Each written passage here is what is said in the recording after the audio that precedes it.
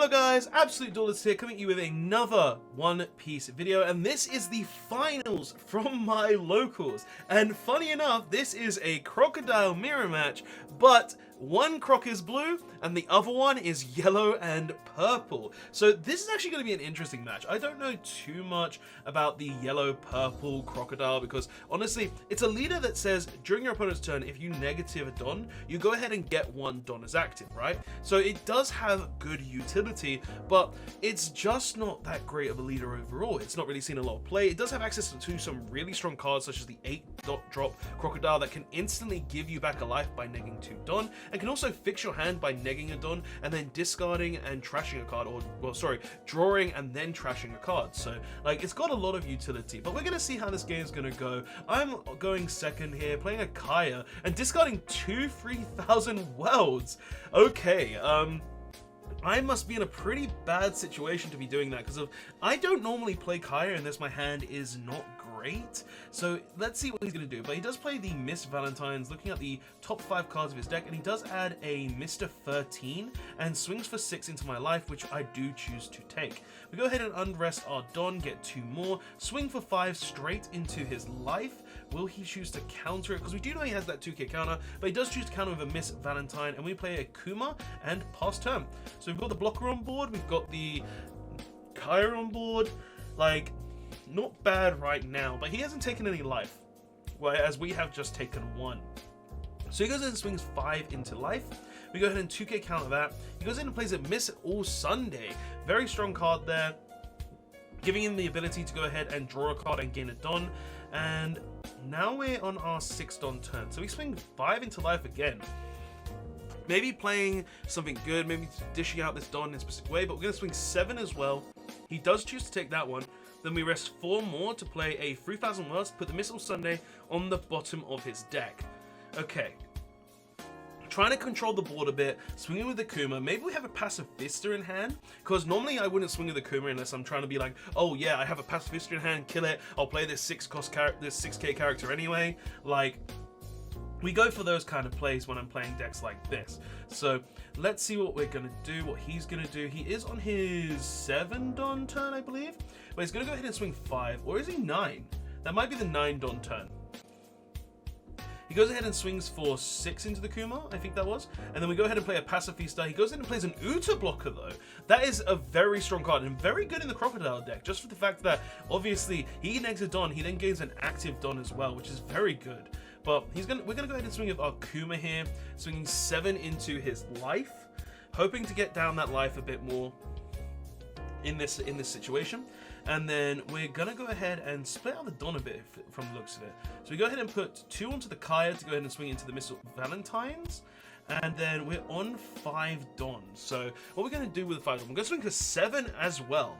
So we do 2 7s, a 2 into the Miss Valentine. Okay, and then he's gonna counter out of that one. And we play the Doflamingo to stack our deck. Now, do we choose to keep it on top is the question. Because it looks like we're debating, do we think the cards in his top 5 pile is worth it? Like, that's really comes down to it with Dofi. You gotta be really careful about how you stack your next couple of turns. And it looks like we do choose to put it on top of our deck, changing the order a bit to make sure that we get what we need when we need it. So he's on his 10 Don turn now. He can just go ahead and drop the 8-drop Croc, but he does choose to swing 5. We do choose to 2k counter it. He goes 9 for a Yamato, killing anything on my board, and he kills the Pacifista. That is very good for him. Like, literally, he was able to go ahead and get that free kill. But it makes me wonder, why would you have countered my swing last turn if you had the Yamato play then? Maybe he drew it for turn. Like, that would make the most sense. He drew it for turn just so he can't lose it, obviously.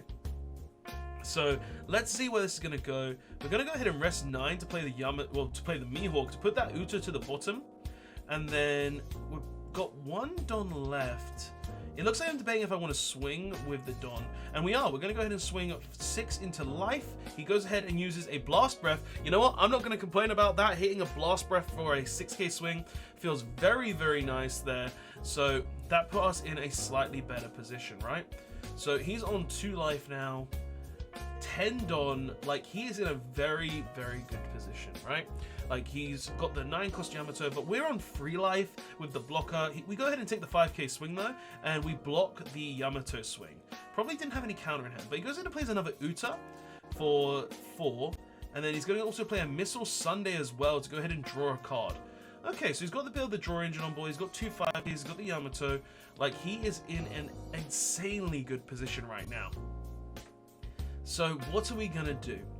So it looks like we're considering resting 6 there. We do rest 6, and we're going to go ahead and play a red rock, going ahead and probably get rid of that Yamato. Yeah, we got rid of the Yamato there.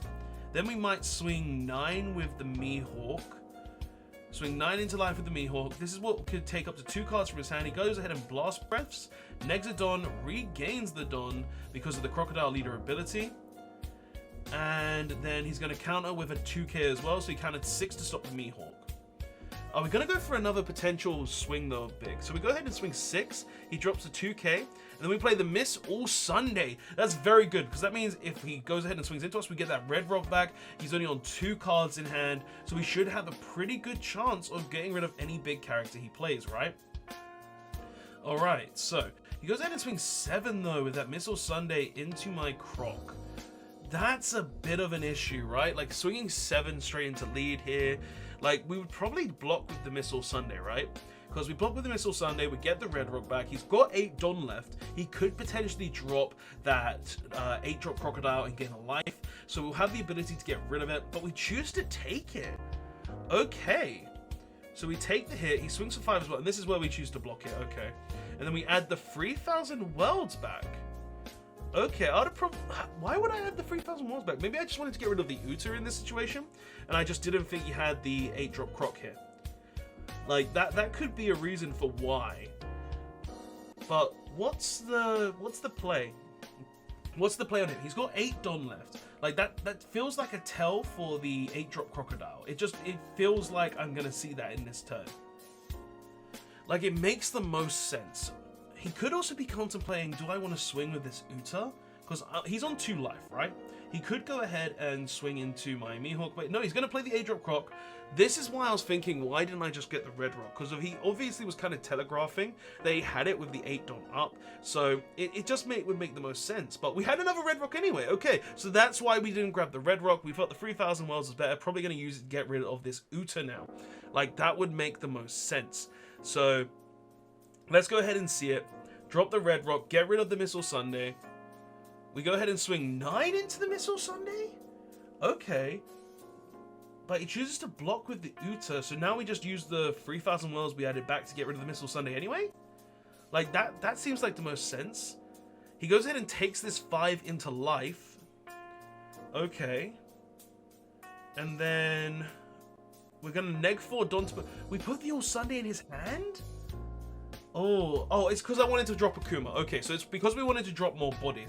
I'm just sitting here thinking, why did I do that? We could have just, because the Missile Sunday is going to give him an additional draw. It doesn't have counter power. It does waste 5 Don though.